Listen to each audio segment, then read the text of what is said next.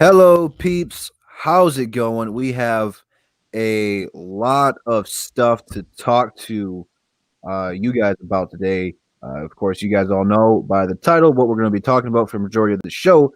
But before we do so, let's introduce you to the guys who are rocking with us right now to start the show. First up, we got current DSA member Nomus J. How's it going, Nomus? Hey, everybody, it's going. Don't sound too happy, no. Glad to have you on. Glad to have you back. Uh, and then next up, you know him from Twitter. We got Piston World. How's it going, Piston World? What's going on, man? I promise you this is the last time I change my name. I Oh Right. my God. I won't hold you to it, and I'll believe it when I see it.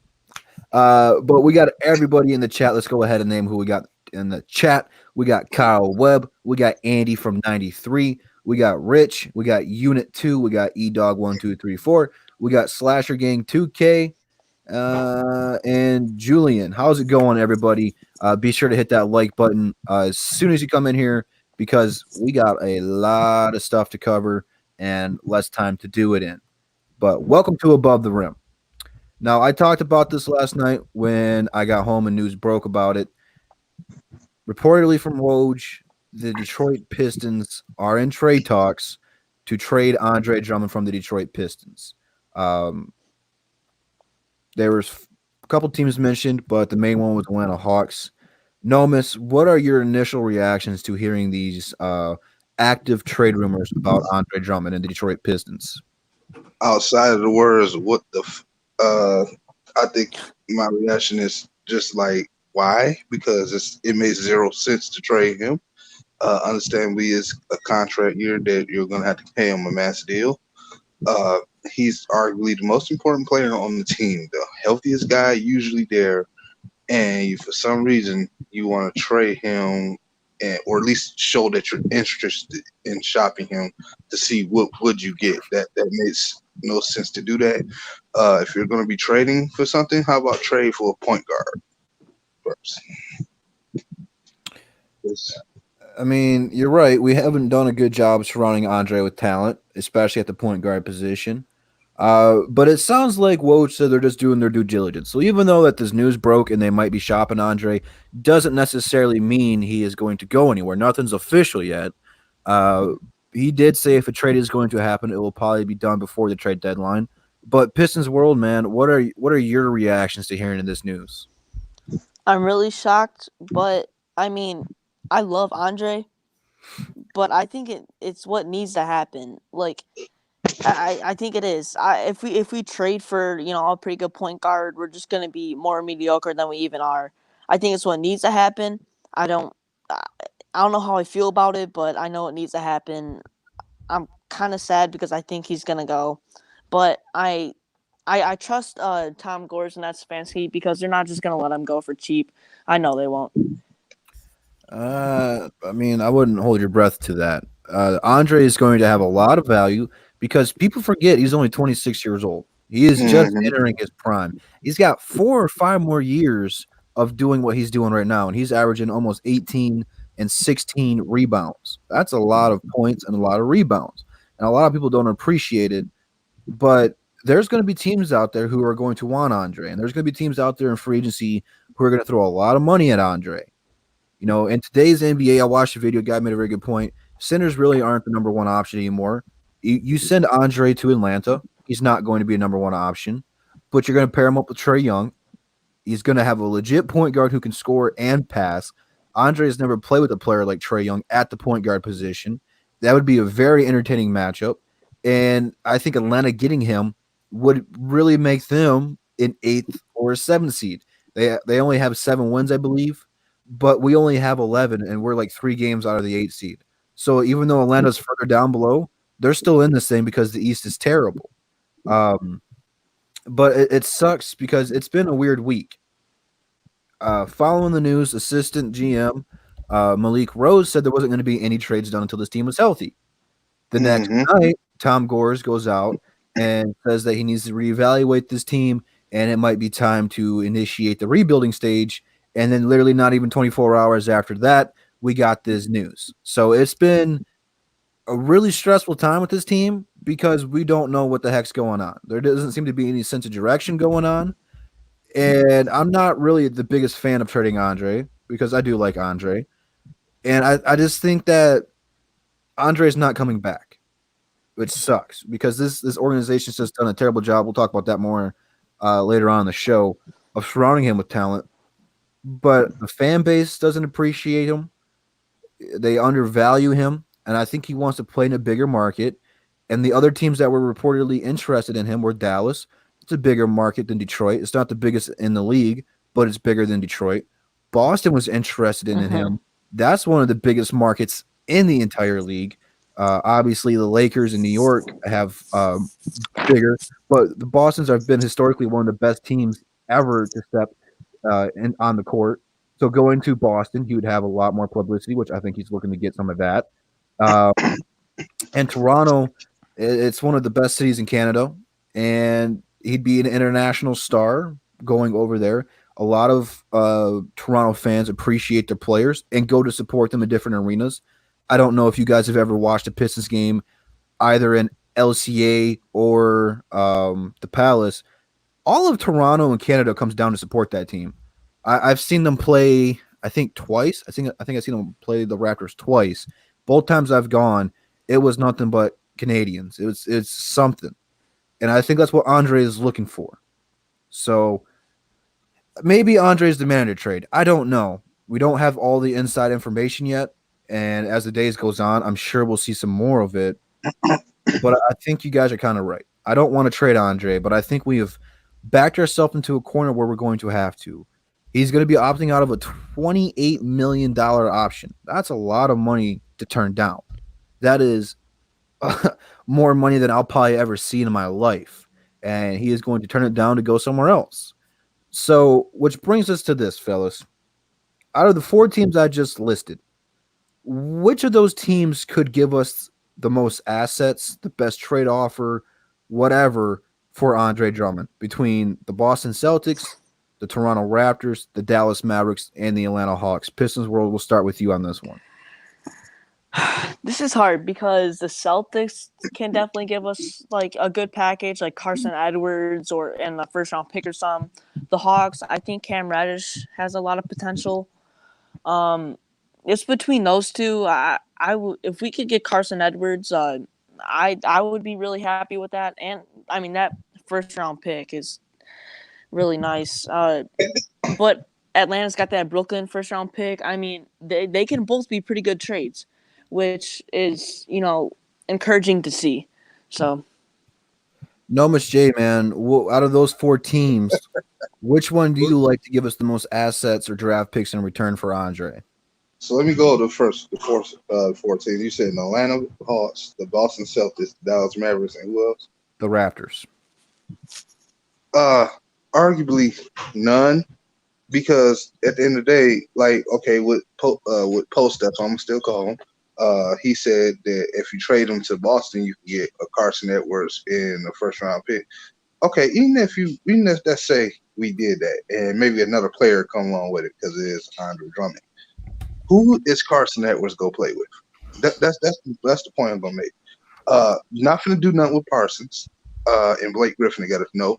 You're not gonna do anything with what's his name? Our assistant son, Tim Hardaway Jr. You're not gonna do nothing with him. You're not gonna do anything. The Raptors may offer you something good, but if that's Marc Gasol and maybe another point guard, I'm not interested because it's not a fit. I'm not willing to do that.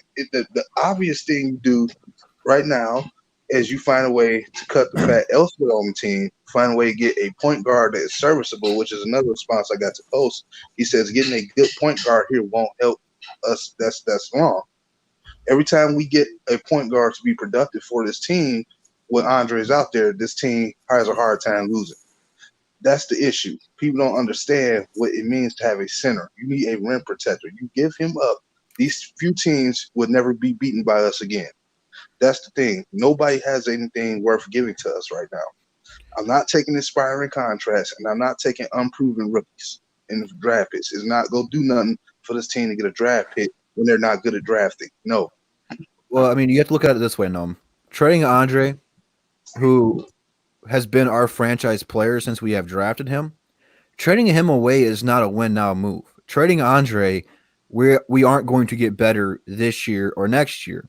Trading away Andre Drummond is putting this team in a position to build for years to come. So if you're doing that, then you have to get draft picks and you have to get young talent. You're not going to get a guy who's going to come in here and help this team contribute because there's not that many centers better than Andre, and the ones who are better than Andre are not available. So Yeah. going into this is what the Pistons are telling me right now, that they are going to play their young guys. They started Sekou against the Clippers, which we'll talk about that later in the show. They need to bring up Dante Hall if they are going to trade Andre. Give him some minutes because I like what we have in the G League. Some of these players are really nice. Luke Kennard's out, so that means Mihailuk's going to have more starts as well.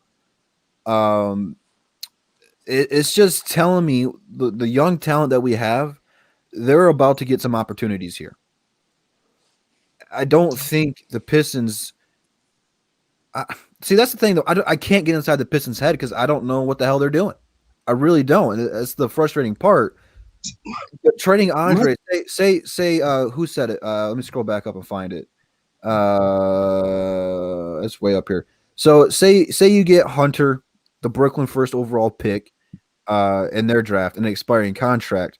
Hunter's unproven. The Brooklyn pick's going to be somewhere between 15 and 20. So you're going to be drafting the same position you were last year. However, if we trade Andre, we won't make the playoffs. So we'll be a lottery team. So we'll have 2 first-round draft picks, which you can either trade for a better player, which I don't – in the offseason, there's always a couple stars who want to be traded or whatever. But you'll have 2 first-round draft picks next year if you can draft right. Well, okay, hold on, Drew. I don't mean to cut you out. All right, so how did we get Andre in the first place? He was a lottery pick, but how did we get him? He fell to us. How do we get the possible future legend and the African, French freak? He fell. Okay, so no. Let me ask you what we did. What did we do later in that draft that had us drinking later that night? What did we do? The Abitus, diabetes. So you trust the organization because they had 2 first-round picks? No, I don't trust them to draft. I don't. Exactly. But I'm really hoping what the Pistons do with Dre is the same thing that happened with Bradley Beal this past offseason. I mean, you just knew this guy was potentially going to get traded somewhere, but then they end up extending him in the offseason to a deal we didn't see coming. I'm hoping if the Pistons can find a way to clear up some money, they can only give him a 3-year deal worth $90 million, then they should do that. At the very least, you get him 3 more years and still get an opportunity to find a point guard that can put around this team. Let's be honest. I'm not blaming this all on this current regime right now. A lot of this is because of a former head coach. If it wasn't for that Blake Griffin trade, I don't think we'd be talking about if we can afford this thing. It's not just Stan Van Gundy, though, Noam. He didn't help. And the thing that made Stan Van Gundy worse is he was also the president of operation. But you got to go take it further. We fired Mo Cheeks.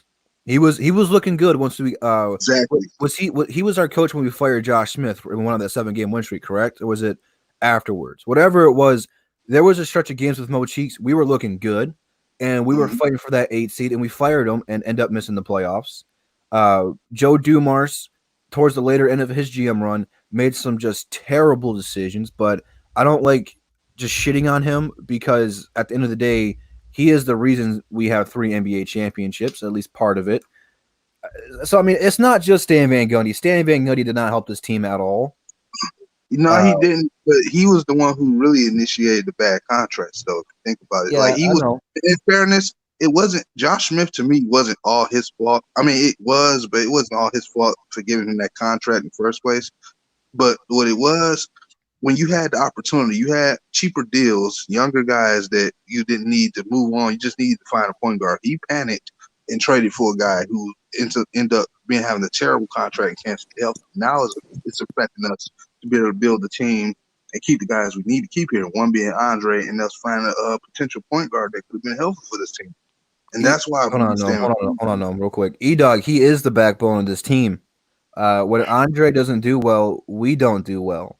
When he plays great, guess what? We're in the game. Even if we lose, when we play against great teams like the Clippers, I know we ended up losing that game, but Dre had a good game and we were in it. We only lost by like 10 points or something like that. Without Blake Griffin, without Reggie Jackson, we had to start Sekou. He hasn't had very many meaningful minutes. Andre, we go as Andre goes, and you guys. I mean, look at this way, okay? Because I like comparing the Lions and the Pistons a lot. Look at what the Lions looked like without Matthew Stafford. They did not win a single game without Matthew Stafford. And it's two different positions. I talked about yesterday. Centers are really like the receivers of the NFL. They need a quarterback to throw them the ball, aka a point guard. But Andre brings a lot to this table, man. And we don't have anyone who is going to take his place. So say you trade Andre Drummond, okay? You're gonna start Thon Maker at center. You can't do that. Yep. Thon Maker's just a terrible player. You're gonna start Christian Wood at center, okay, but he's really a power forward. That's really what his true position is. And when he plays people like Joel Embiid or Nurkic or whoever, you're gonna see some height advantages working for Philly and Joel Embiid, which Andre doesn't have the best games against Joel Embiid, but you're gonna see some mismatches.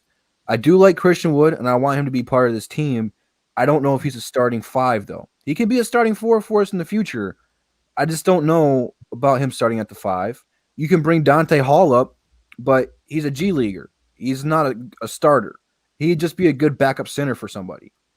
So, I mean, in this trade, we are either going to have to go and see who's available during free agency right now and pick up center, because really Andre is the only true center that we have on this team. So even if you trade him, you're leaving a hole there, which it doesn't matter because we're not going to win games trading him away anyway. But we're going to have a hole in this roster. Go ahead, Nom. And to Benjamin Foe, you understand everything that Drew just said is the reason why we're always stuck at an AC, not because we have Andre Drummond and it's been 8 years. That's not the truth. If you put some actual talent, like not passing up on Donovan Mitchell and Devin Booker, maybe not passing up on other talents that were there in the past from 2012, or maybe developing a few guys that end up being good elsewhere, maybe we'd be better than the AC. But until your team and organization understands what the heck they're doing, well, this is what we're going to do. Because arguably, this is Blake's team last year, and guess where we at? Oh, we were at the 6th seed because he got hurt. We fell to the 8th seed. So apparently, that was Andre wasn't a problem, and arguably we would have missed the playoffs if it wasn't for what he did in the last couple of games to help push it to get us there. That's what people don't understand. What do you want? You can't force this team to be a first seed when you got one real center, barely a power forward that's healthy, no point guards outside of Reggie Jackson, who's not available right now, and then your best option right now is D Rose, who you can't play more than 25 minutes. What do you expect this team to do? You know the worst part about it, Noam, is we shouldn't be in this position right now. Yeah. Right now we should be lined up to pay Andre Drummond. But through the years, we have traded potentially 2 all-stars off of this team in Chris Middleton and your boy Spencer. If you paired those 2 guys up with Andre right now, who knows what the hell this team would look like? It'd be a completely different team. Oh, and don't even get me started on Spencer. This guy is putting up similar numbers, if not better production, low-key, than D-Lo is. And he's only making, what, $8 million a year for the next 4 or 5 years? Are you serious? Check this one out. Xavier Washington says, man, can you imagine Drummond with Dinwiddie, Devin Booker, and Donovan Mitchell and Kennard? Well, if we wouldn't be able to have. Well, it'll be the remake. It'll be remake of the 88, 89 Pistons. That's what that would be. We wouldn't have had Donovan Mitchell and Kennard because they were in the same draft class, and I think we would have been able to get Devin Booker because it took Dinwiddie a while to evolve his game, but just having Drummond and Booker, that'd be. What do you mean, a year or 2? Yeah, we've been waiting on Reggie for like 5 years. Yeah, it's just that, and that's the problem right there, man, is what he just said. And that's the problem with why I wanted to initiate this rebuild. Historically, we have been terrible drafting as a team. Several GMs, different ownership. It's just has not been good for the Pistons. We had Isaiah Thomas, good, great, the best player we have ever drafted. We drafted Joe Du, great, great player to pair up with him. We drafted Grant Hill. That was a no-brainer, but we ruined him. And then Andre Drummond fell to us, and we kind of had to take him. Outside of that, we passed on Dwayne Wade, Carmelo, Chris Bosh, Devin Booker, Kemba Walker, Donovan Mitchell, Kawhi Leonard, Giannis, George. Paul I'm George. about to cry over here. I mean, if you guys want to see me do a shot game of everyone that we passed up, I'm gonna need to drink a whole fifth because it's insane how many people we've passed up upon, and we are going to be right in that same position again. Now, this is a different team. We have Ed Stefanski. We have Dwayne Casey. They did draft pretty well in Toronto, but how much of that was Dwayne Casey? I don't know. So we're going back into uncharted territory. We're gonna want Cole Anthony or LaMelo in this year, but I don't think we're gonna be as bad to get that. But with this whole new lottery system, maybe you don't have to be. The Lakers ended up with what, the third pick in the draft last year? Fourth? And they weren't really that terrible. So, I mean, in this whole new lottery system, it's completely different. And if we do trade Andre and Atlanta does give us a first, we could potentially trade those two and move up in the draft. Now, I'm not saying it's going to be enough to get LaMelo or Cole Anthony or whoever else we want, but those are two good trading chips. Pistons Post, or I don't know. You want Pistons Post? You want Pistons World? Pistons World, man. All right, Pistons World, man. If we do get that additional first round draft pick from Atlanta or Boston or Toronto or Dallas, do you think we could potentially trade that to move up in the draft?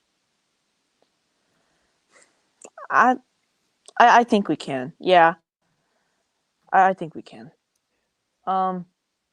It just depends on what our team's looking like in the moment, what the trade's gonna be, and I mean, if we even trade Andre. But like, if we do, then I think we can trade up, and just depends what our team looks like in the moment, if we should or not. Nomus, if we get two additional first round draft pick, well, I guess it's one additional, but if we end up with two first round draft picks, do you think we will trade them, or do you think we'll hold on to them? Oh, Nomus muted his mic. He's AFK. I didn't realize that, so that was my fault. Personally, I think if you're going into this rebuild, it's going to depend on who's available. But I think if you're going to rebuild, just get some young talent. And if you can move up in the draft, so be it. It depends on how far you're going to move up. But Pistons World, let me ask you this, man. Has the Detroit Pistons organization as a whole, through Andre's first 8 years of his career, have they failed him? And what I mean by that, have they done their best to surround Andre with the best players possible to help make him better and make the team better? No, Have they drafted well enough? Have they traded well enough? Just take it from there, man. No, I mean they haven't, and it saddens me to say it because Andre is such a great player. I mean, he's one of the best centers in the NBA, in my opinion. I mean, if we just like as you guys said, if we had Devin Booker, if we didn't pass on all these people, if we traded better, we could have one of the best teams in the NBA right now. If all those things happened, and of course, a team's gonna make mistakes, but if we made less of them, then we could be in a way better situation than we are now. And I think a part of it is they haven't developed the talent that they've had, and they have given up on talent too quickly. They have drafted piss poor. They have overspent for mediocre players. They have traded for older, broken players. And the players that we did get, that wasn't very good English, but like Brennan Jennings, unfortunately, he got hurt. It's just this organization has just done an absolutely historically horrible job of building around Andre Drummond. I know, and it really saddens me. And if you're going to draft somebody, say this draft we do so bad, we get the best player in the draft. This is just a whole different what if scenario. I don't trust the Pistons to surround that player with anybody. And the sad thing is, we have a lot of young talent right now. I like Luke Kennard. He's going to be a solid piece for us. I like the potential of Sekou, but we don't know how good or how bad he's going to be yet. I like Mihailuk's potential. I like Bruce Brown's potential. I like Jordan Bone's potential. I like Christian Wood's potential. I like all the guys, the young guys that we have right now. But say we go out there, we draft a point guard. Now you don't have anyone for him to run the pick and roll with or help him get better. Do you trust the Pistons to surround this player with enough talent, Pistons world? It's a hard question because kind of and kind of not. Because I trust Dwayne Casey with developing young players. I don't know how much I trust Dwayne Casey on drafting them, if that makes sense. It's a hard question to answer because I kind of trust him and I kind of don't. Benjamin Foe says, I've seen Brandon Jennings carry a worse Bucks team to the playoffs and get a win, but Supermax Dre can't get one. LMAO. The excuses are old. You have to look at it this way, though. It's two different positions. Brandon Jennings is a ball handler, and Prime Jennings was a really good player. But he had handles. He could get his own shot off. Point guards are really the quarterbacks in the NFL. They drive their offense. Andre doesn't even get plays ran for him. So when you don't get plays ran for you, you don't have a point guard. Who has been Dre's starting point guards this season? He had Reggie Jackson for like 1 or 2 games. Then he's had Bruce Brown, Tim Frazier as his starting point guards, and he's never out there with Derrick Rose. I mean, what else do you want from him? Yeah, what do you expect? I mean, Andre's a grown man. I mean, Andre could have done his own thing. I mean, I'm not just going to go up here and defend him all day because he is a grown man. Andre could have been working on his post moves, but maybe he has. They just don't call plays for him. And going somewhere like Atlanta, guess what? They'll run some plays for him. He'll be involved in the pick and roll almost every single play. You're going to go to Toronto where they play unselfish. They're going to definitely run some plays for him. You're going to go to Boston with Brad Stevens and Kemba Walker, who is a very heavily point guard centric offense. I mean, look what they've done with Aaron Baines and Thias and Al Horford. They got them involved, and they've been one of the best teams in the East. They haven't been able to win anything because they're not good enough to win a championship. But Andre's numbers will go up there.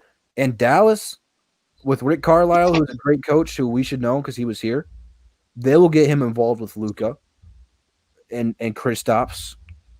I mean, it's just a terrible organization. Let's go and look at the coaches who we have had. Dwayne Casey. You guys have all been complaining about him in the chat with his rotations. And we have a terrible defense right now. And that's all on Dwayne Casey not getting this team to do what they wanted to do. Stan Van Gundy. Do I need to say more? Frank Lawrence.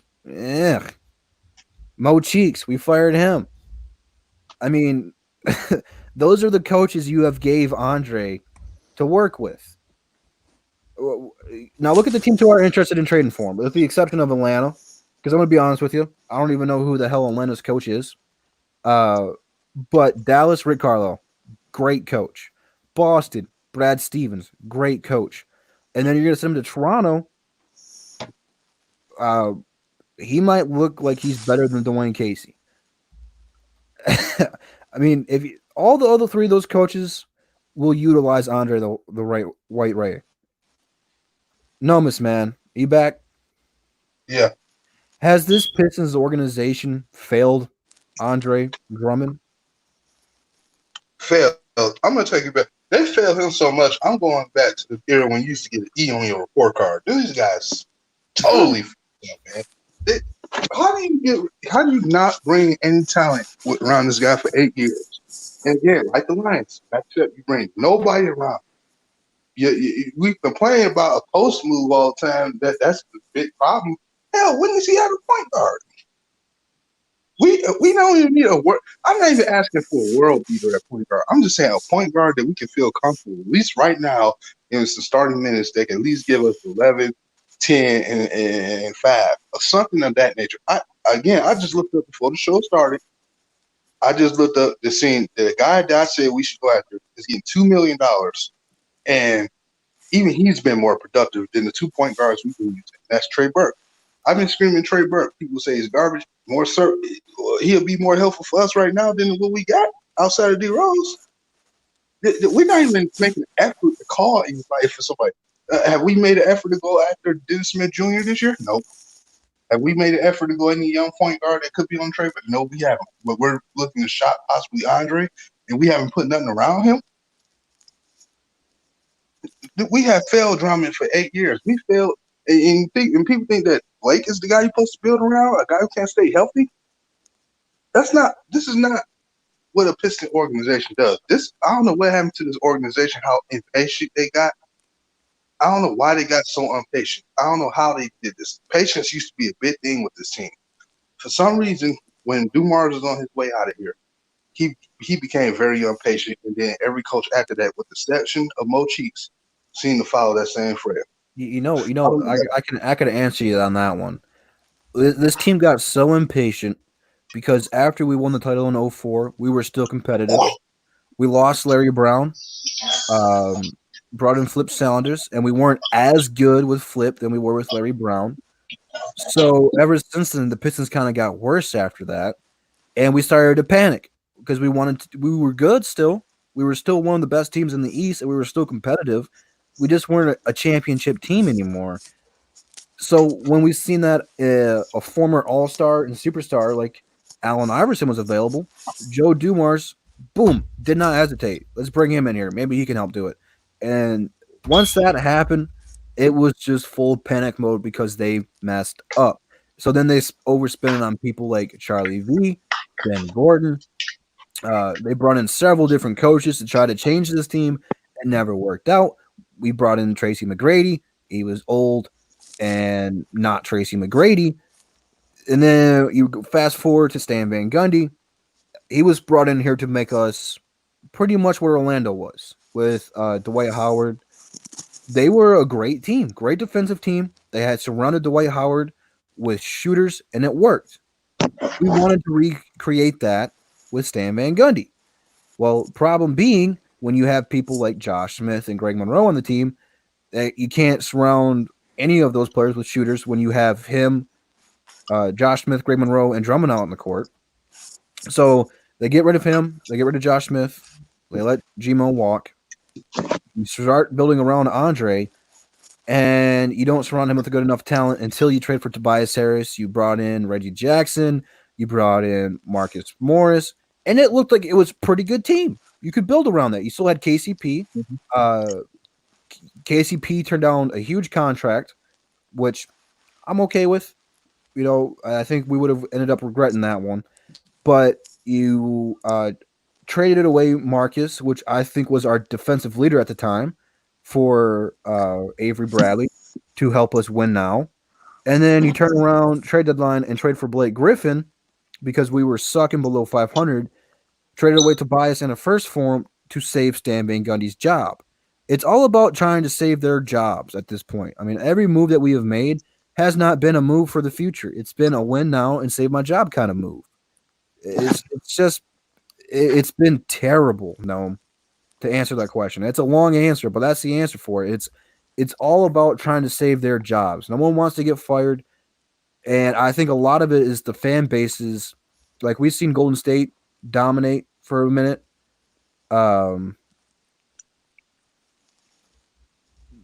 Fan bases want to win now, and I get it. No one wants to go through rebuilding stages or anything like that, and it puts a lot of pressure on the front offices to not build over time. Let's see. I'm trying to keep up with the chat, but when you got almost 60 people in the chat and everyone's dropping questions, I can't get to them all. But I appreciate whatever you are in the chat to be in here. Check out the description, follow all the DSA members, all that good stuff. So let's go ahead and transition to this one. Say we trade Andre Drummond. What do we do with Blake Griffin? What do we do with Derrick Rose? What the hell do we do with the rest of this team? Because We have no direction. No, do we just trade everybody else after this point? Do we let Reggie walk and let him expire? What do we do with Blake Griffin? What do we do with the rest of this team? Well, then if you do trade Andre, you might as well scrap the rest of the team. Yeah, But that's no, not. Yep, exactly. but he is the most important player. But however, for the basketball admin in me, I'm gonna say if you do trade Andre away, the one person you get rid of is Blake because he's not gonna be able to help us, man. D Rose can stay because he plays a very good position, but Blake to me might as well be shipped out too because we can't rely on him with those young guys. Those young guys, it won't mesh right, man.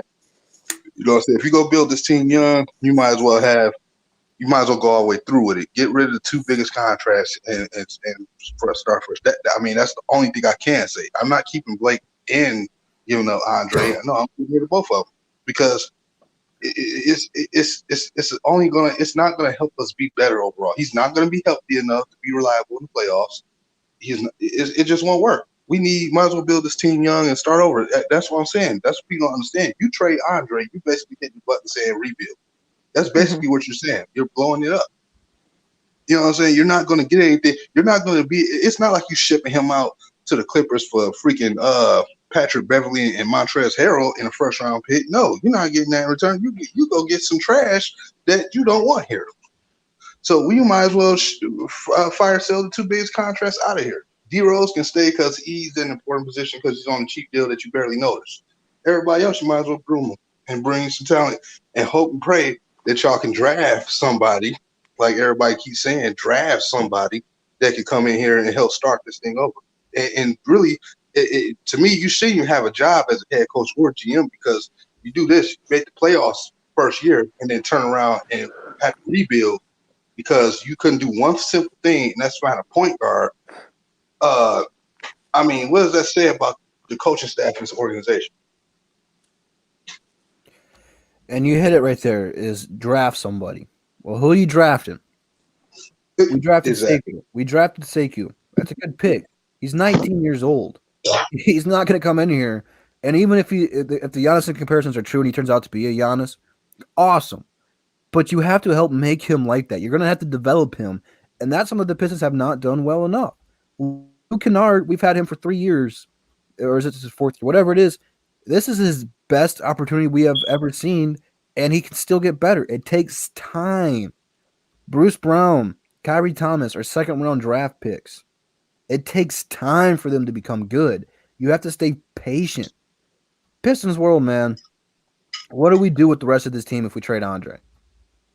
If we trade Andre, I mean, what would be the point of imagine the Pistons team without Andre. Imagine the Pistons team with just Blake. I mean, that doesn't work. So if you're going to trade Andre, you're going to trade everybody else. Even I know Derrick Rose is on a really good contract, but if you could get like a first from like the 76ers or something or whatever it is, I would take it. But like trade Blake, keep your young players, Bruce, Sekou, Kyrie, Christian Wood, all the young players that have potential, Luke, all the stuff like that. But I mean, keep everybody else, keep all the young players and trade everybody else because this team without Andre is nothing. And the worst part about it, man, you'll have to trade Derrick Rose. And I was so excited that we got Derrick Rose because I knew he would be a great six-man for us, and he has. His per 36-minute report, he's putting up better numbers than his MVP days. It's pretty good. I'm not too high on the per 36-minute report, but that's still pretty impressive. No, I feel y'all on Derrick Rose, where you're coming from. But the reason why I say don't trade him is because you as an organization, basically, even if you are rebuilding, you shouldn't still just basically say, hey, we're going to tank. Well, I'm not giving it to D Rose if I'm still going to push the narrative that we're still going to build for the future and still we still see playoffs in the future, which is this year. You got to keep Derrick Rose. That's arguably going to be your most consistent guy on a cheap contract. And that will be still doing the same thing we always do. Get rid of the guys who are actually trying to help us. And that's what I say. Out of all the veterans I may keep Markeith because he's on a real cheap contract. And I'll keep Tony Snell as well because he's serviceable and helpful for us. You can't just go completely young because none of these guys are probably not that ready. and you gotta keep D Yeah. Rose on the bench as well. But other than that, you basically in rebuild mode if you trade away. But Derrick Rose is before anybody else has to be the one to stay. He has to be the one. Well, yeah, there's two sides of the story to that because you can't have a team with a bunch of 24-year-olds, which is correct, and you need veteran leadership. So Tony Snell, and the only thing though, if we could get like a first for D Rose, I'm gonna take it. But if we can't, I'm gonna turn down because D Rose has been amazing, and we need veteran leadership. But if we could get a first for him, I'm gonna think about it.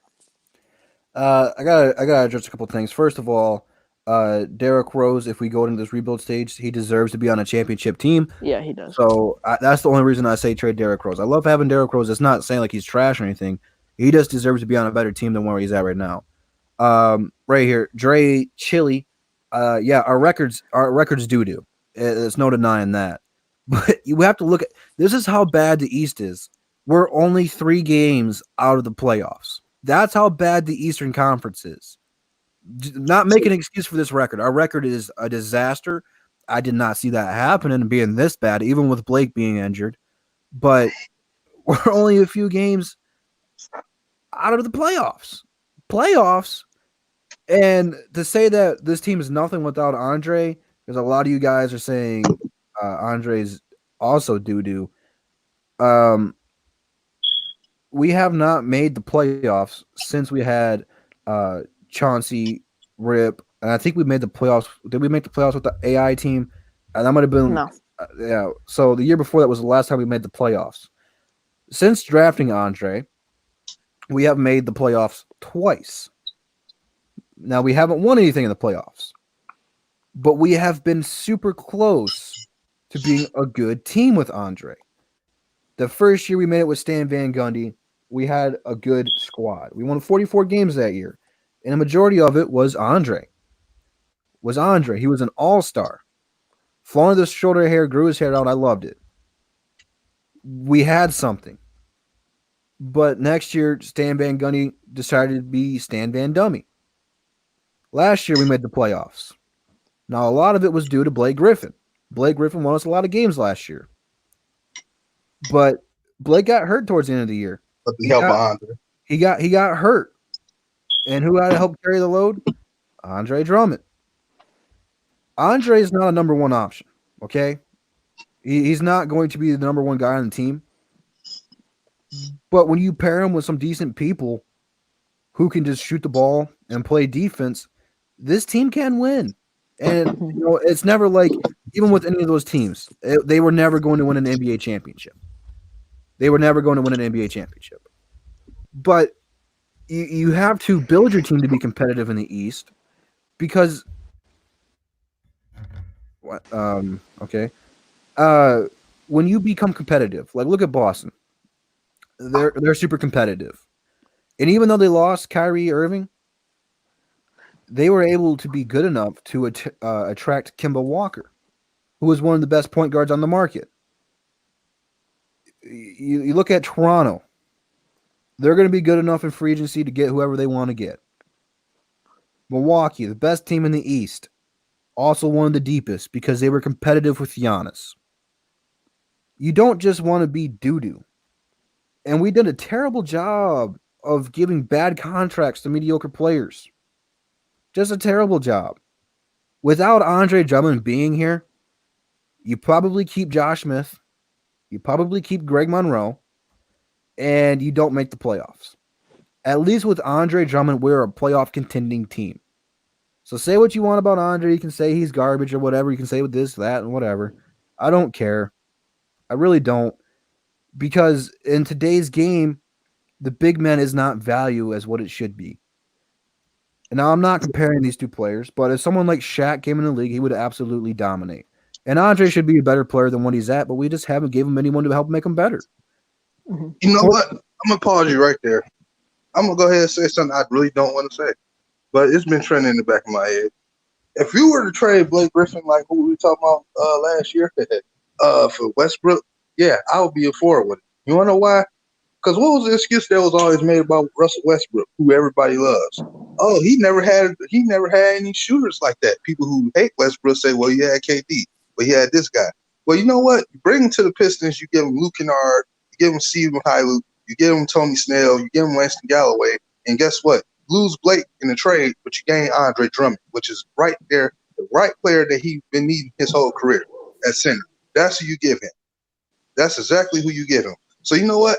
If to a certain extent, yeah, I was willing to entertain the Westbrook trade. But it's just about what we was go have to give up. If it was giving up Blake Griffin for Russell Westbrook, you got darn right. You pair him up with shooters and let him penetrate, which he will do. Pistons will be a better team. But it's just I'm not willing to do that because when you need to rely on Westbrook for his jump shot, that's the thing, and then he gets a lot of money for that. But I'm just saying, in a different world of it, yeah, I wouldn't mind having Westbrook here, as long as it was for the right deal. Hell yeah, put next to Andre, exactly what he's been needing. Somebody who's gonna give him a goddamn ball. I'm gonna stop you right there, Noam, real quick. We got 69 people in the chat, giggity, and as soon as we got 69 in the chat, Tony dropped 199. Appreciate that, Tony. Tony went on to say the Clippers best place for Dre and can offer the most.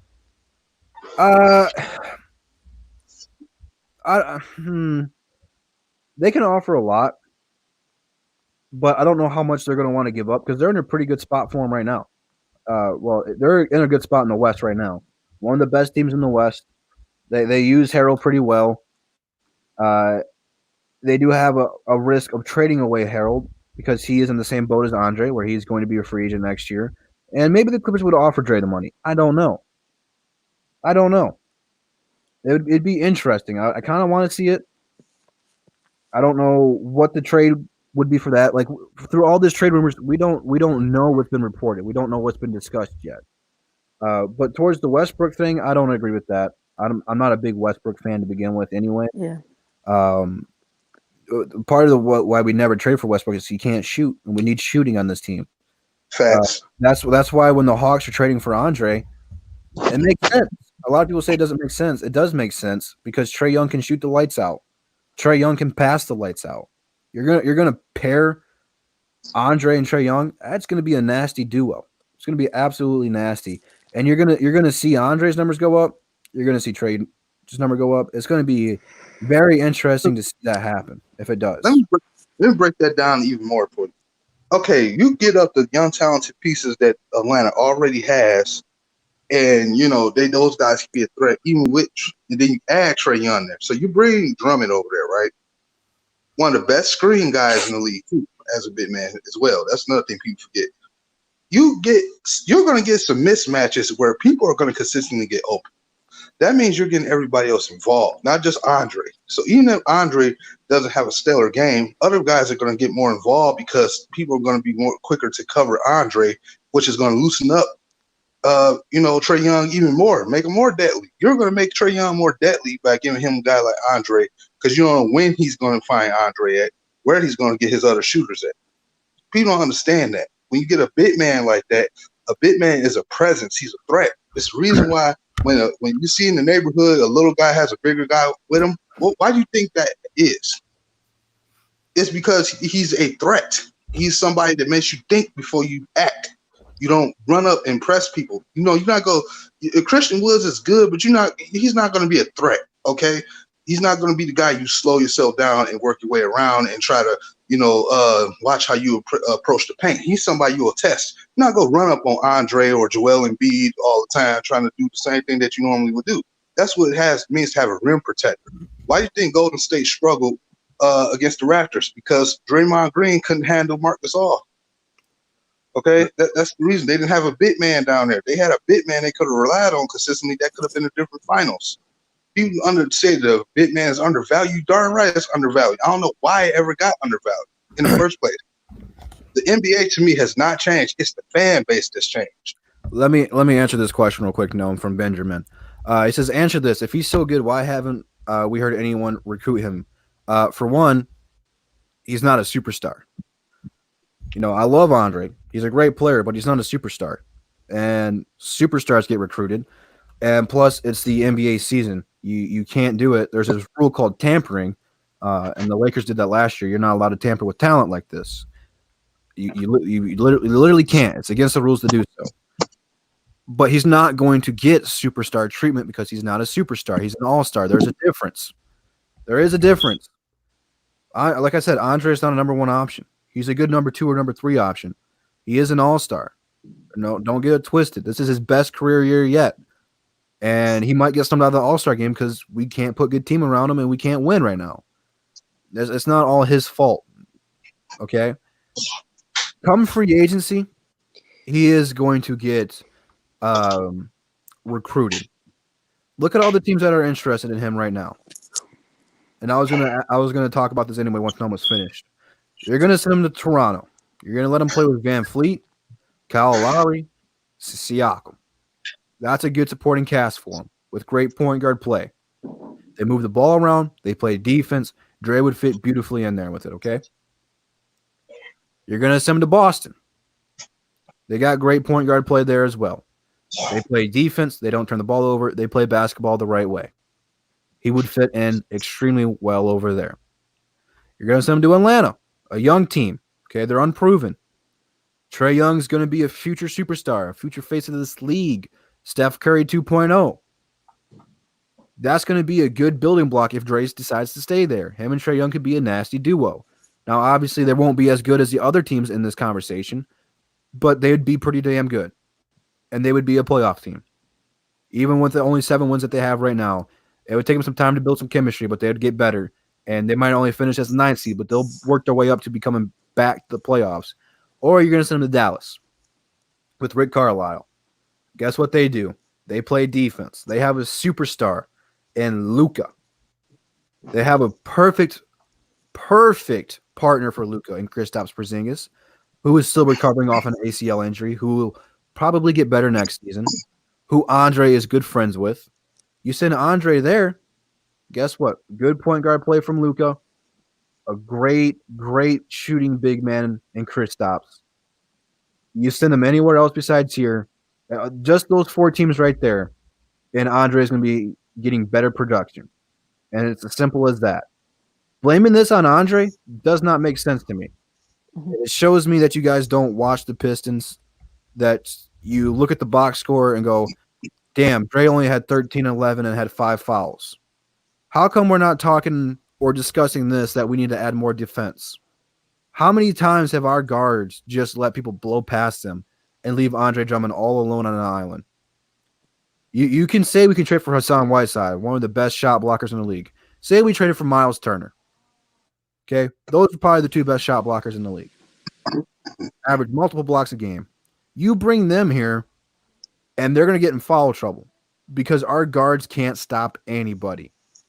It's like a Make-A-Wish Foundation. We want to grant all the guards wishes and just let them go to the hoop and try to get a dunk. We don't have defense. That's a problem. You know, you want to compare Andre to Ben Wallace and Bill Laimbeer and Dennis Rodman. All of those teams had great guards who played defense. So before you want to say, yeah, I wish we had a Ben Wallace or I wish we had a Bill Laimbeer or Dennis Rodman, you look at their guards. Look at their guards. Chauncey Billups, great defender. Lindsey Hunter, solid defender. Isaiah Thomas, one of the most underrated point guards of all time. One of the best defending guards of all time. And Joe Dumars didn't back down from anybody. They certainly didn't let anyone run past them. You want to talk about the wings. Tayshaun Prince. He was brought here for his defense. Great wing. Great length. You guys all know the shot block on Reggie Miller. It's one of the most famous blocks of all time. John Sally. Rick Mulhorn. Really more of a power forward. But they had great teams around them. So to compare Andre to them, it's not fair.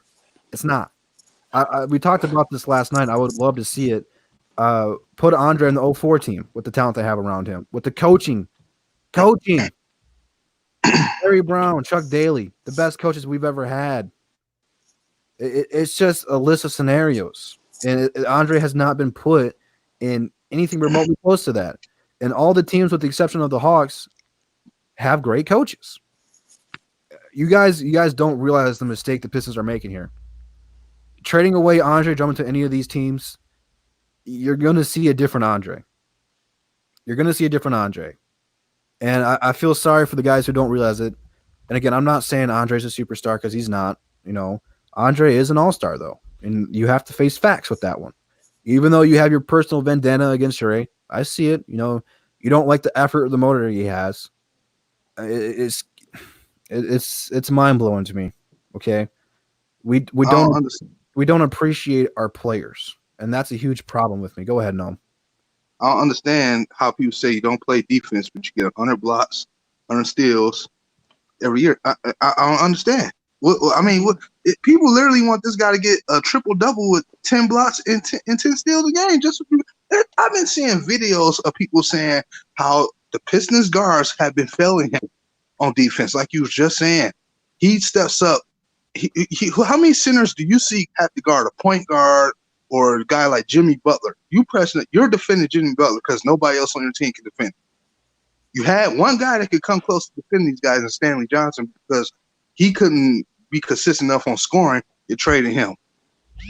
That's the other. He's defending everybody you got.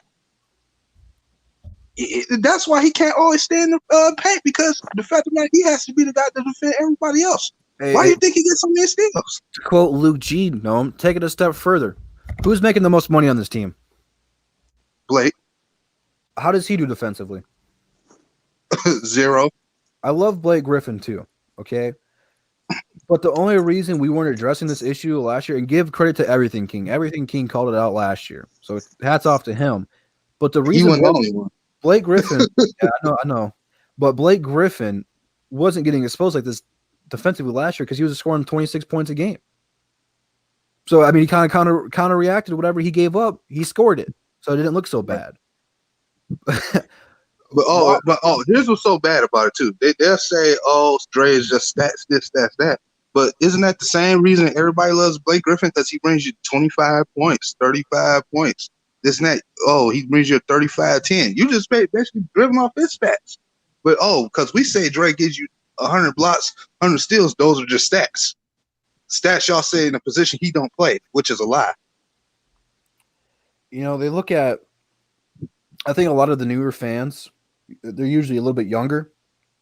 I can't speak for everyone in the chat. I mean, we got to look at the chat. We got almost 70 people in the chat right now talking about a garbage team. And, whether you agree with us or not, I mean, you're still a Pistons fan, and I appreciate you for being here. Let's get those likes up. We only got 29 likes. I mean, the fans, they want a team to be good, but they don't appreciate our players, man. They don't. It's a problem. Andre's not a supermax deal player. What's it? 4 years, $200 million. The Pistons aren't going to pay him $50 million a year, close to it, whatever it would turn out to be. He's right around the 25 to 30 million mark. That's what he calls. It's less than Blake Griffin. Blake's getting 35 plus. I think towards the end of the year or next year, he's going to get paid to $40 million. Andre's not worth that. Blake's not worth it. Again, we only brought Blake Griffin here because Stan Van Gundy was trying to make the playoffs and save his job. And even with Blake and Andre, Stan was such a terrible coach, he couldn't do it. He could not do it. It's not all on Andre Drummond, man. It's not. You're going to see when Andre leaves. In 3 years, I guarantee it, at least half of you were, man, we should have kept Andre. I wish we had a center like Andre on our team. It's going to come back and haunt you. And maybe they won't. I pray whatever this team does, it works out for them. But one of the problems I have with Detroit sports, we draft players, they become good, we don't want to pay them. We grew Andre. We've seen Andre come in the league without shoulder hair.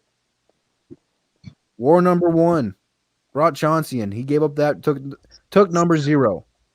Grew his shoulder hair out. Became an all-star. And now that he's an all-star and he's going to want his money, we don't want to pay him. At this point, you have to trade Andre because he doesn't want to be here. A majority of the fan base does not appreciate or want him here. At this point, if he doesn't want to come back, unfortunately, you have to trade him, which I don't want to. It's just the sad thing is I don't trust this team anymore. I don't. So let me ask you guys this. I did not put this in the question. Say we trade Andre Drummond. Who on this team do we build around? Obviously, Luke Kennard's a decent player, but he's not an all-star. Sekou, super dumb, or not super dumb, but super young. I don't know why I said dumb. We don't have anyone else to build around yet. We got nice pieces.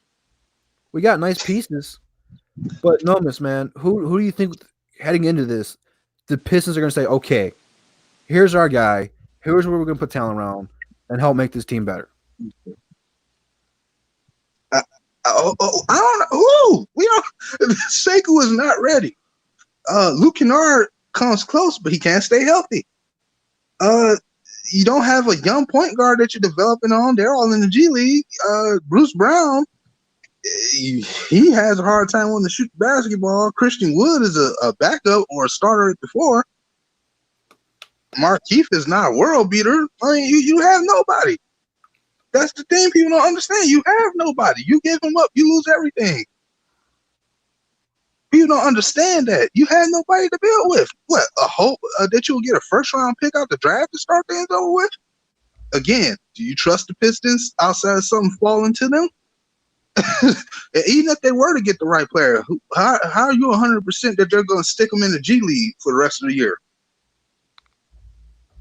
This is the Pistons, as you always say, Drew. We're the Pistons. We don't do the things that make sense all the time. That's why you can't give up somebody you're supposed to build around. That's why I hate the Blake Griffin trade so much. It took. We were blind. He was trying to save his job. All he had to do was get a point guard. A point guard was what we were missing. We had everything else. Point guard is what we were missing, and he goes to get a power forward. We don't have nothing to build around. You can't trust Blake to stay healthy. How can you build around somebody who won't be there to reap the benefits of it? And you know what's going to be the worst part about doing this rebuild, Noam, is if we don't trade Blake, which is going to be tough to do, because I know the front office is going to want to get as much as they can since they traded away Tobias in their first for him, is if you keep Blake Griffin, guess who it hurts the most? Sekou Doumbouya. Because right now, while Blake's hurt, Markieff is hurt, there's probably a good chance we're going to see Sekou start again tonight against the Warriors. It's going to hurt Sekou the most in his development. Right now, if you trade Andre, Sekou should be starting, getting his legs underneath him and learning what it's like to be in the NBA. Now, he had 10 points and 11 rebounds against Kawhi Leonard in his first start, going against one of the best defenders in the league. I like the profile pic there, Pistons World, of the dunk of Sekou. Thank you. Is that your answer? Is Sekou the guy we're going to build around heading into this rebuild? I mean, that depends on how. I mean, it's the roster. The only reason why he's getting minutes, remember, is because the roster, as King would say, is on life support. Otherwise, he wouldn't have been out here. So it's kind of hard. I mean, yeah, he technically, as your young future asset, you should technically build around him. But it's like in the situation it was, you knew when you drafted him, it was going to take a couple years anyway. So you're telling me that once you traded away the guy you should build around, how you going to build around somebody that's going to take 2 years to get to be something that's worth building around? That's what I'm saying. And then your only other asset is a guy who can't stay healthy. That's what people don't understand. It's hard to say build around Sekou right now. And you have to see what he's going to become. That's really what it's going to boil down to. I think once we trade Drummond, we just got to see what the hell we got. You're going to have to give all the young guys that I've been saying give a shot to, Jordan Bone, Dante Hall. I'll throw King in there, Lewis King. Throw him out there. See what the hell we got. Because outside of Andre, Blake, and Derrick Rose, we really don't know too much about our young guys. We haven't given them a whole lot of opportunities. Even with Luke Kennard, we see what he can do when he's given the opportunity. But as soon as Blake Griffin comes back, all of his opportunities are out the window. Luke Kennard at minimum, Blake Griffin, no Blake Griffin, rebuild or no rebuild. needs at least 15 shots a game. And I don't care if he misses all 15 of them. You have to give your young shooters opportunities to shoot the ball. Right. That means give them a high Luke opportunities to shoot the ball. That means give just mediocre Tony Snell opportunities to shoot the ball. Go ahead, Noam. Yeah, and even if like people are saying like we don't have a star, it's not about always having a star.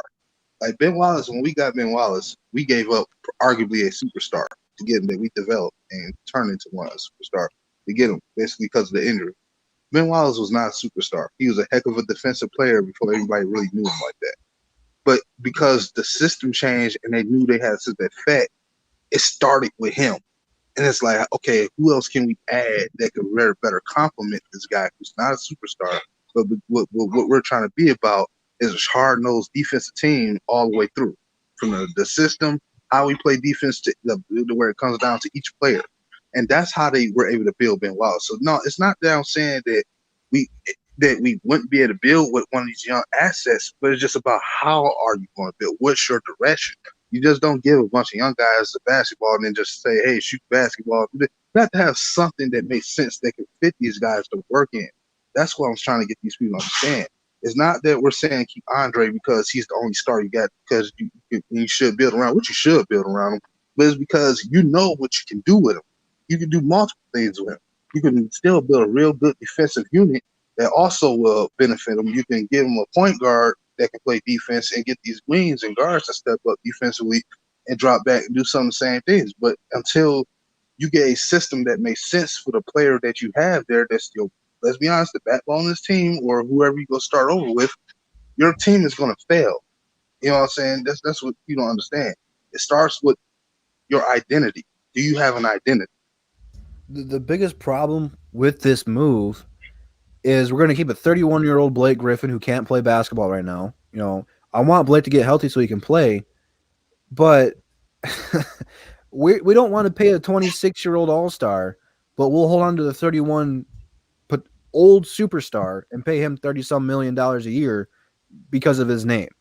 But because Andre Drummond's not a big name around the league and he's only 26, we don't want to pay him. Get him out of here. You know, he hasn't done anything for us. Why should we pay him money?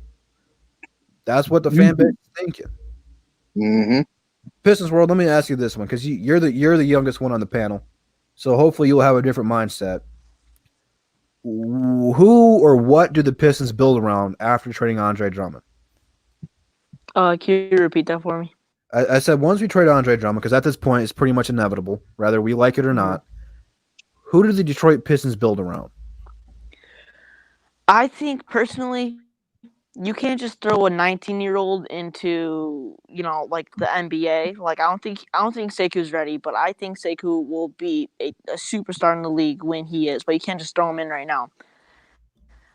Like this is an unpopular opinion, but I think if Bruce Brown, I think he's going to be a really, really good player. I feel like if he develops an offensive game, he's deadly. But if you trade Drummond, like that, like who are you going to build around? Like I mean. You can't. There's nothing. You can't build it because right now we're building around Blake and Andre Andre's likely gone, and Blake can't play basketball. So I don't know. I don't know what we would do after, but we're gonna have to figure out something.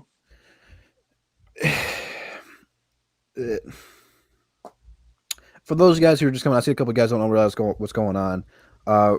Per Woj, the guy, the plug for all NBA news and trade rumors, has informed the NBA Twitter world and NBA world in general that the Detroit Pistons have been in trade talks to trade Andre Drummond.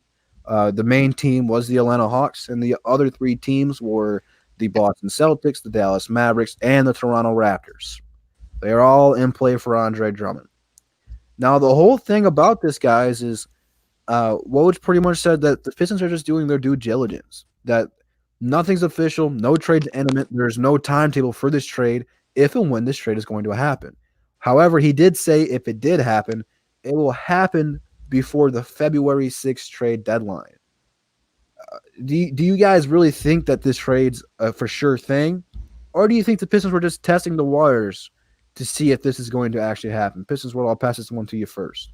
What's the percentage of Dre getting traded at this point? I think because there's a lot of miscommunication because like our assistant GM said we're not going to make any moves till the whole team is healthy, and then Tom Gores goes out and says, we might have to hit the rebuild button. Not those exact words, but that's what he meant. And so there's a miscommunication, so I can't really tell what they're doing because two people are saying two different things. Miscommunication. I don't know what's happening because two people are saying two different things. So I don't know if we're testing out the Warriors or if we're actually going to trade him right now.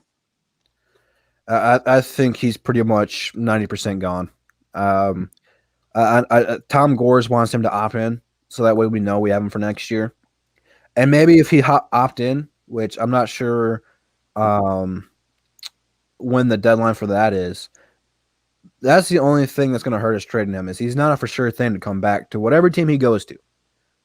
However, I do think he's gone from the Pistons. I just don't think he wants to come back. I mean, I keep saying it. I went to Game 3 of the playoffs last year. It was Blake Griffin's comeback. Okay, Blake played awesome. Andre got into foul trouble. Brook Lopez just had a great game. The entire arena, with the exception of maybe 200 people or so, stood on their feet to boo Andre off of his home court in front of his mom's. His mom was right there. His mom sat right next to us. There's no desire for Andre to come back, and it sucks. The fan base doesn't appreciate him. They don't like him. They've been saying trade him ever since we started him.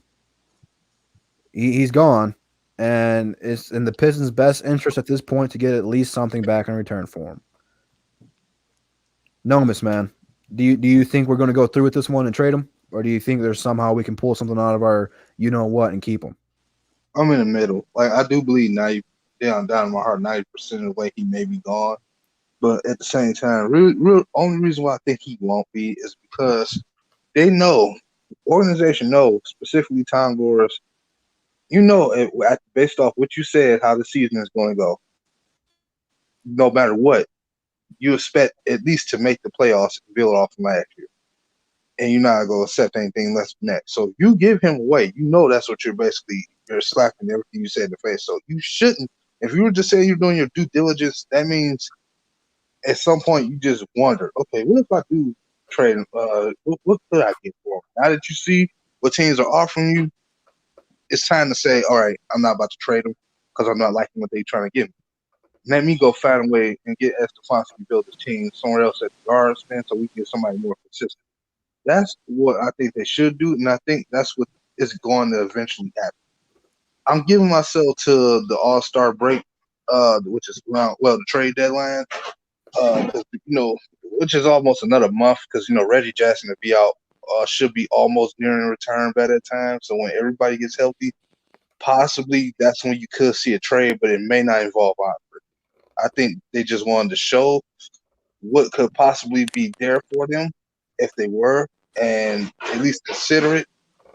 I think it comes down to the end of the year. This is if he does get traded, it comes basically during the offseason.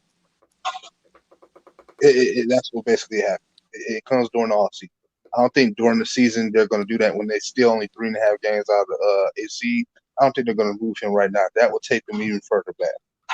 So no, I don't. I think 90% in my heart, I feel like he is going to leave, but that 10% is telling me he's not going anywhere right now. Well, so there's no timetable for it. So I mean, this thing could happen right now, and it might happen February 6th, or it might not happen at all. I mean, right. It's a tough decision, man, because you want your star players you draft to come in here and do well, and we just haven't built around them.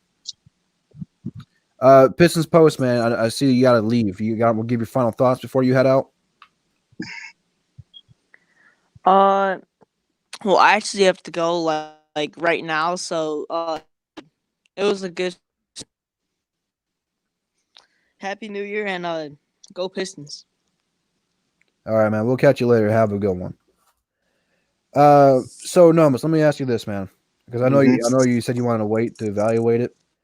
Mm-hmm. What are you looking to get from Andre Drummond?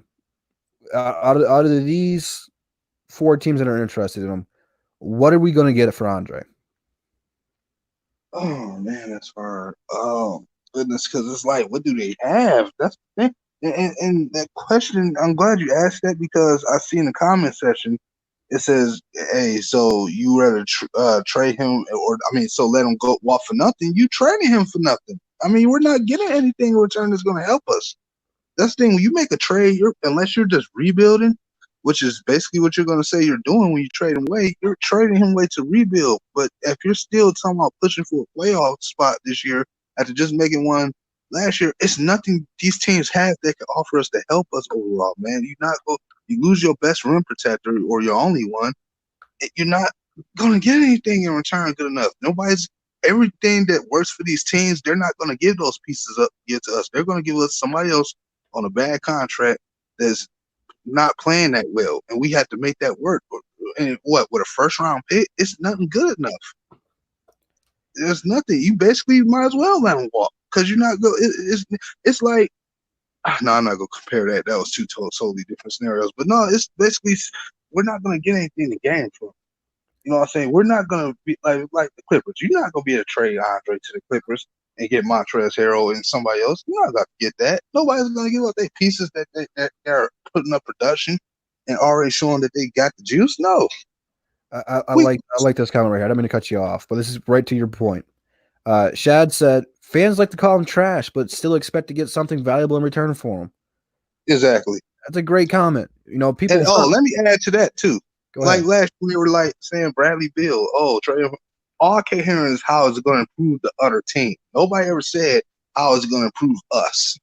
Mm-hmm. When they comes up with these trades, nobody ever talks about how both teams are going to improve. He's so trash, but yet he'll improve the other team he's going to. Yet that makes zero sense.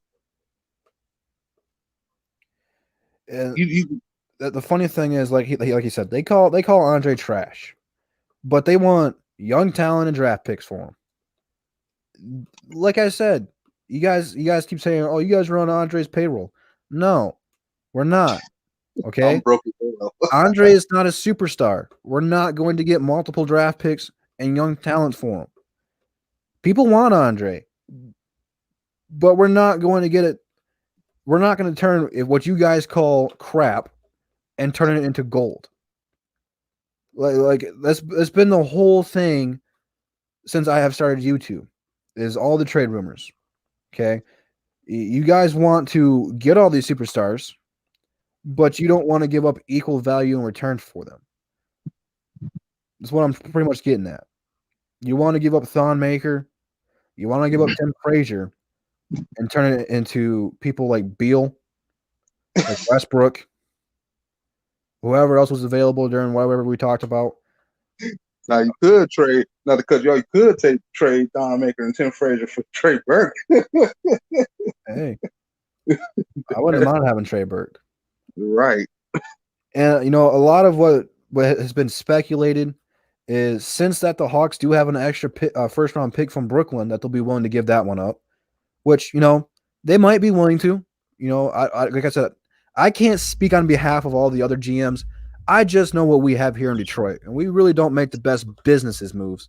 But that might be the only first round pick we get from any of these teams, is Brooklyn's pick, which Brooklyn's a playoff team even without Kyrie and KD right now. It's not going to be a lottery pick unless they just fall off the face of the earth. But I don't know how many young players are going to get. Like they said, Hunter and Reddish have been talked about. That's just from people talking. That's not from anyone reliable or anything like that. So I don't even know if Atlanta will be willing to give those two players up, or one of them. They have pretty much told Chandler Parsons and Evan Turner that they're not a part of this team, that they will either be released or traded. You're really looking at trading Andre Drummond for Chandler Parsons and Evan Turner. What? Heck no. That's what's going to end up happening. And you know why? You want to know why these teams are posting those type of players up to us? Because they know the Pistons have lately, for the longest, been stupid enough to go with trades like that. That's why. I mean, we're not going to get Collins from Atlanta. They're gonna have Collins with Trae Young and Andre if they do it. They post trades like that to us because they know we're stupid enough to grab them. I mean, come on, look at your history. Said so. We just took Blake. We just got ourselves finessed in Blake Griffin, and everybody we gave up, just about everybody we gave up in that trade for Blake Griffin, either got a big contract or is playing much better without us. Boban out here scoring basketballs, yelling the word Kobe. You got freaking Tobias Harris out here getting a big contract with the Sixers now, who's been moved a lot for some reason. Well, Bradley is with the Lakers, but he always was underwhelming to me. But still, everybody we gave up in that trade, plus the draft picks, it's working out for other teams. What's Blake doing right now? Banged up, holding his leg, crying when we game-winning shot happens against us.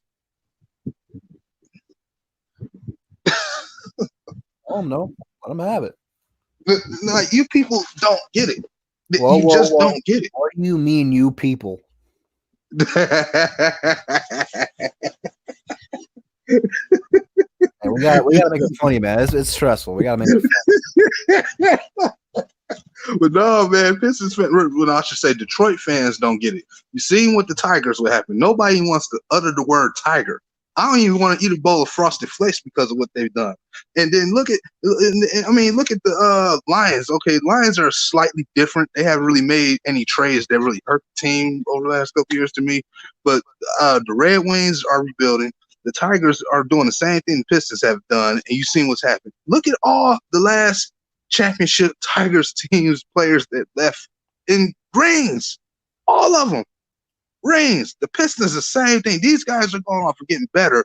And you want to send Andre off so he can do the next 3 games, he can put up superstar numbers like he was early this year before Blake came back. And he was doing this with Bruce Brown at point guard. Bruce Brown, let the undervalued wannabe Will Bynum right now. That's what he is. Hey, don't disrespect Will Bynum like that. I'm just saying, like, he's not. At least Will Bynum was more aggressive on scoring the basketball.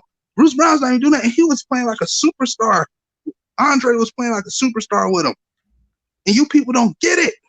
You don't get Wade, the young asset that's usually healthy every single year. That's your best defender and arguably your backbone on the team. That's the guy you build with. You don't build with an old guy who can't stay healthy. I love Blake Griffin. I love him outside basketball too. He's healthy. He has a great opportunity to have a comedic career one day. I love the guy, but he's not the person that fits here. He's the modern day Grant Hill right now in the reverse.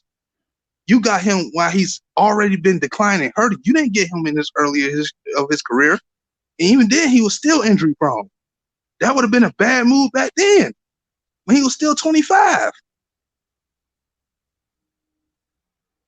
Oh my goodness! Like it doesn't make any sense that you people don't get it. And then I got to hear about, oh yeah, let's wait for Reggie to come back. Say, hey, if we had Reggie right now, we wouldn't be in this mess. But hate or love him too, because he's been undervalued as well.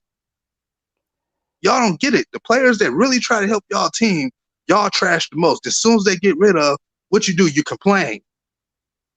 Y'all don't realize that y'all sound like women out here. Be patient. That's what your organization is doing. They did not show patience, so this is what we had. When you rush things, this is what happens. Haste makes waste. You ever heard that term? Well, that's what we got here. Because you were so hasty to try to save your job. Nobody came here with a game plan. Stan Van Gundy kind of started off right. Like I said, his first couple years, I tried to give him a pass because based off a lot of stuff Dumars did wrong. You shouldn't have gave Josh Smith that big contract. Let's be real. He got Reggie Jackson over here because he could be served because Brandon Jennings went down and he could be helpful as a serviceable starter. That was the right thing to do. Even that the money was wrong, the point of it was kind of the right thing to do. But Stan Van Gundy lost what he was supposed to do and then he went down the same path that the others failed in. That's what cost him his job. You paying John Lure $40 million for whatever reason. You paying big contracts to Ish Smith. You paying big contracts to a guy you're not even using. Just to trade for a guy that's injury prone, that was risky when you knew all you needed was a point guard. One position is all you needed, and you went out the woodwork. And now look at us. Every past coach is affecting the next coach decision making now. I'm not gonna blame that stuff on Mo Cheeks. That was more the GM. But what Dumars did wrong affected Stan Van Gundy. And now what Stan Van Gundy ultimately ended up doing wrong is now affecting the new staff of Dwayne Casey and Ed Stefanski. And none of these guys have been world beaters.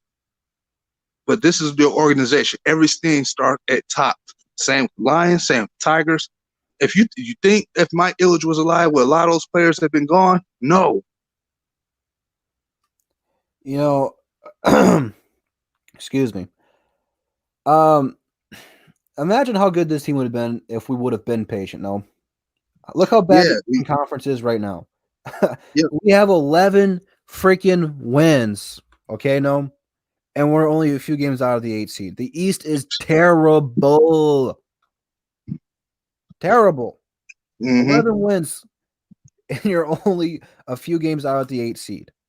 If we would have been patient, give our players time to develop, seeing what we had back then, who knows where we'd be at right now? Yeah, or in drafting the obvious guy that's right there. Hey, we got the 15th pick or whatever pick that was. Let's get Donovan Mitchell. Let's get Devin Booker. Let's go out and hey, let's keep Spencer Dinwiddie. He gave us some few games that he played good in when Reggie was hurt. The year we first made the playoffs with him. Let's develop on him. Oh, 2016, Reggie Jackson goes down. We have Ish Smith and Bino Udrih. Oh, man, I wonder where that Dinwiddie guy went to. Oh, he's with the Bulls. Wait a minute. Let me address something in the chat right now. They're saying if Andre's an all-star, why isn't he playing like it now? He is. He's putting up career-high numbers across the board.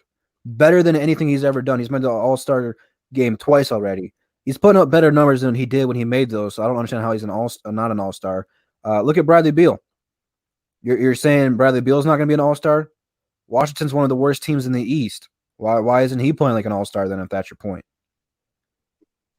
Like, just because we're not winning doesn't mean he's not an all-star. It doesn't just fall on one guy. One guy can change the franchise. Like, LeBron made Cleveland competitive when they drafted him. Well, we all knew they weren't going to win anything. It took LeBron to catch fire in 2007 for the Cavs to go to the finals, only to get whipped by the San Antonio Spurs. It took LeBron leaving to go to Miami to team up with Dwayne Wade and Chris Bosh. They surrounded them with shooters like Shane Battier, Ray Allen. Even Mario Chalmers was okay with them, but they made Mario a better player. They went to Miami with Pat Riley. They played defense. They won 2 out of 4 championships there. Then he goes back to Cleveland. Kyrie Irving. Kevin Love, surrounded him with talent. 2 other All-Stars. And, people call LeBron the GOAT. I don't. MJ's the GOAT in my opinion. But he needed help. He needed help. MJ the GOAT.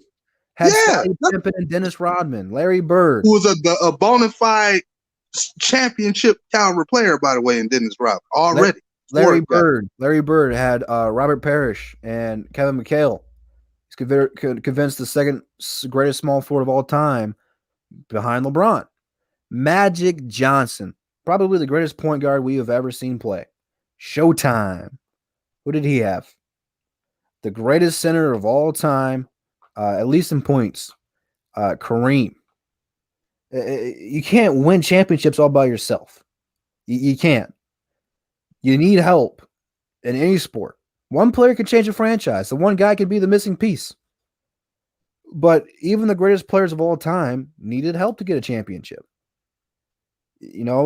Andre can't fix this thing by himself.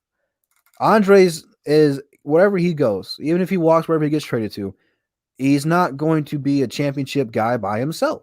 Like I said, you guys think I'm hyping Andre up as a superstar. He's a second or third option. He's a second and third option. And a damn good one. But even the best players in the league needed help. Shaq in Orlando, Penny Hardaway, goes to the Lakers, gets Kobe, makes a dynasty over there, goes to Miami, has Dwayne Wade. And after that, he goes to Phoenix, Steve Nash, Amari Stoudemire, Grant Hill, hops around the league, goes to Boston when Boston was after they won, goes to Cleveland with LeBron. The best players need help. They need help. They can't do it by themselves. What do you got, Noam? No, I was just saying he also went with the Heat with D-Wade. Yeah. So I mean, even though we like to categorize these guys as all-time greats, they need help, man. They need help, and the Pistons haven't done that with Andre. Now, I'm not comparing Andre to these guys. Don't get it twisted. Andre's not in that category. Well, he is in the category of being one of the best big men the Pistons have ever had. If we would have kept Andre, he would have shattered all the records for all the big men that we've ever had. You got anything else you want to add before we wrap this thing up, Nomis? You trade Andre, you basically set yourself back 5-6 years. That's the last thing I gotta say. Before we wrap this up, we do play the Warriors tonight. I don't know who's starting for us. I don't know who's starting for the Warriors. It is in Golden State tonight at 8:30. Who are you taking tonight? You got the Warriors or do you got the Pistons? We don't know the starters for other team right now. So this is just a gut feeling, Noam. Who are you taking? I can tell you who's not playing. Steph Curry and Clay are not playing. Who do you got?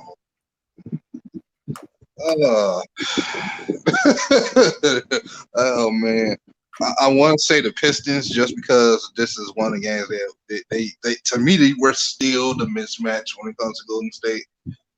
I really want to say the Pistons. If they played Demboya and he shows improvement from the first game, actually, and our guards show up, I say we got a chance to win. Other than that, I don't even know. I want to say the Pistons too, because besides D'Lo and Draymond, I don't know who else the Warriors have.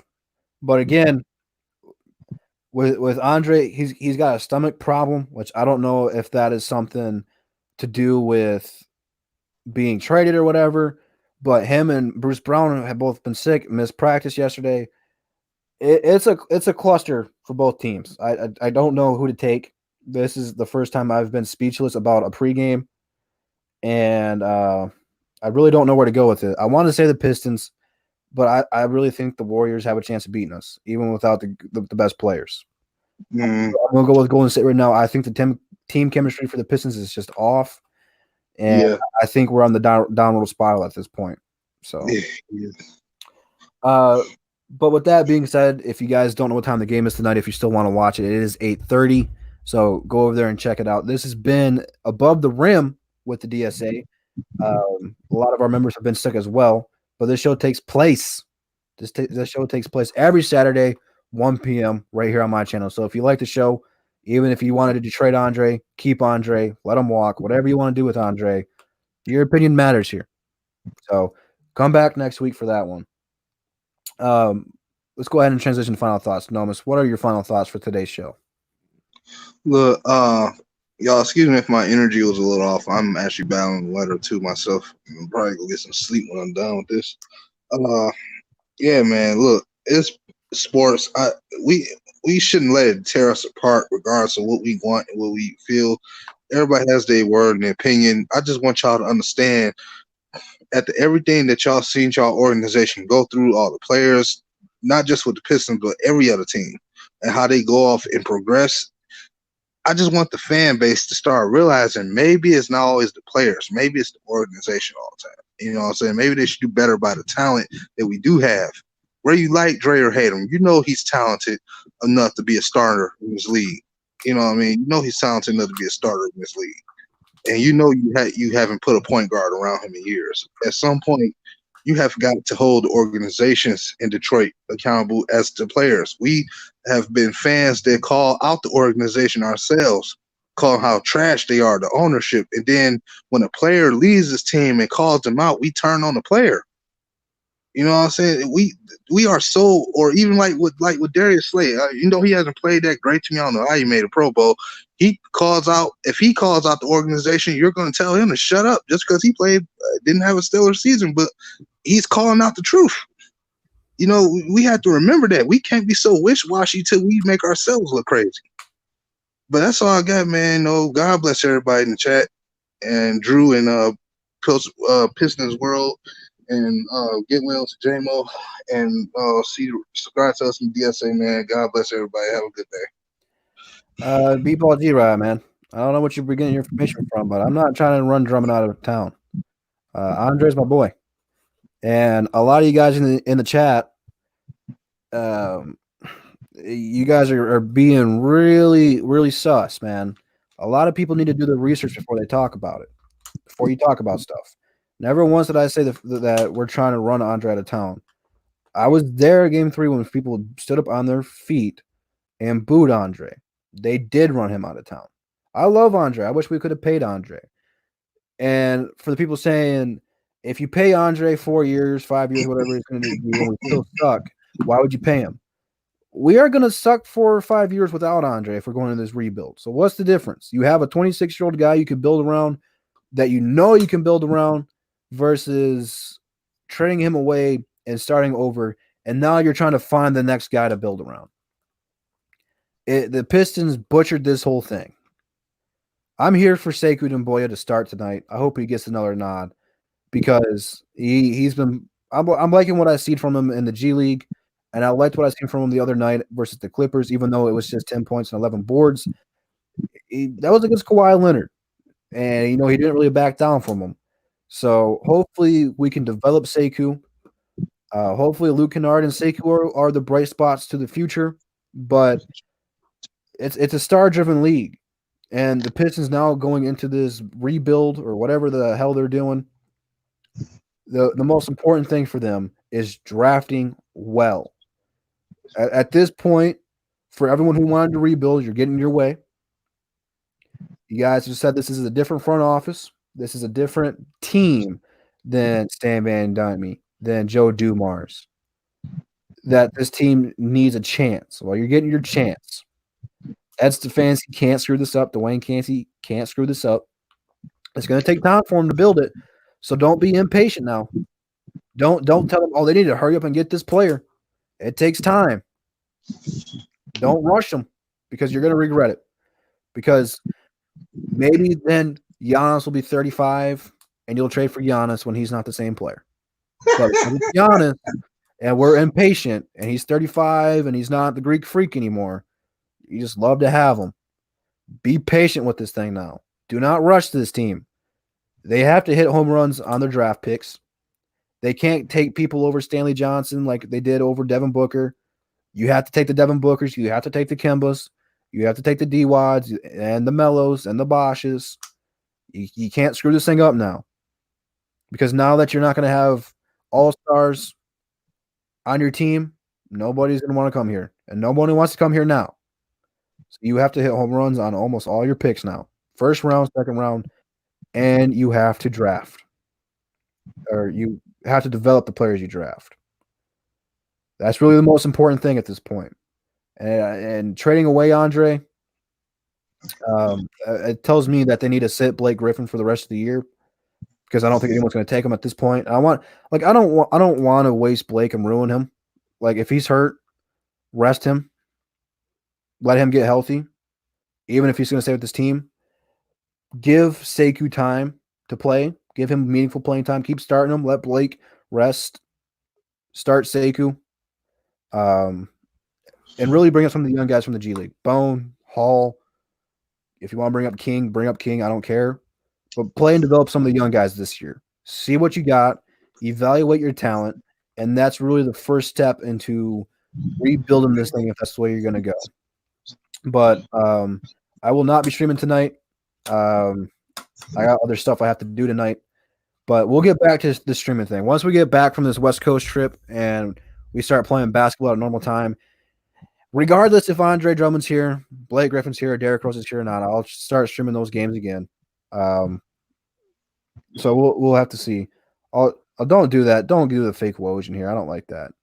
But appreciate all of you guys rocking with us. Before you guys leave, please hit that like button. It'll be greatly appreciated. And be sure to come back next week as the DSA gets healthier. And we'll see where we're at next week. And we'll take it from there. But all the DSA members' links are in the description. You can follow me on Instagram and Twitter in the description. But without being without I can't even do my plugs right. With all that being said, we'll see you guys next week, and I'll see you guys tomorrow. Peace. Peace, everybody.